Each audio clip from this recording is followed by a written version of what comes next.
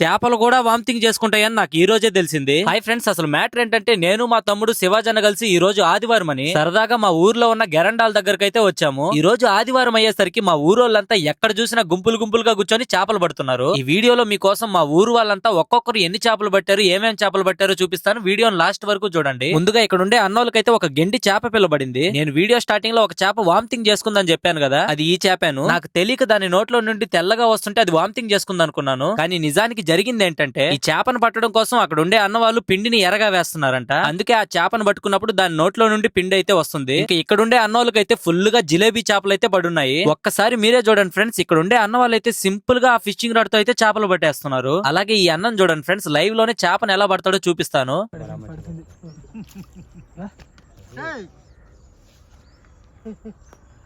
మా ఏట్లో అయితే ఎక్కువగా ఈ పైలట్ చేపలే పడుతున్నాయి. ఇలాంటి చేపలు ఒక 5 పడినా చాలు, నాకు తెలిసి ఇంటికి వెళ్ళి వీటిని ఫ్రై చేసుకొని తినేయచ్చు. ఈ చేప అయితే పట్టిన 10 సెకండ్లకే చనిపోయింది. ఇంతకు మీకు చేపల్లో ఏ చేపను తినడం ఇష్టమో ఖచ్చితంగా ఈ వీడియో కింద కమెంట్ చేయండి. నేనైతే ఈ సైడ్ ఉన్న వాళ్ళు పట్టిన చేపల వరకే చూపించగలిగాను ఫ్రెండ్స్. ఇంకా అటు సైడ్ వెళ్ళాలంటే చాలా టైం అయిపోతుందని అయితే వెళ్ళలేకపోయాను. మర్చిపోకుండా మీకు ఏ చేప తినడం అంటే ఇష్టమో ఖచ్చితంగా కమెంట్ చేయండి. ఓకే బై ఫ్రెండ్స్, వీడియో నచ్చితే మాత్రం మీ బంగారు చేత్తో ఆ లైక్ కొట్టడం మాత్రం మర్చిపోకండి.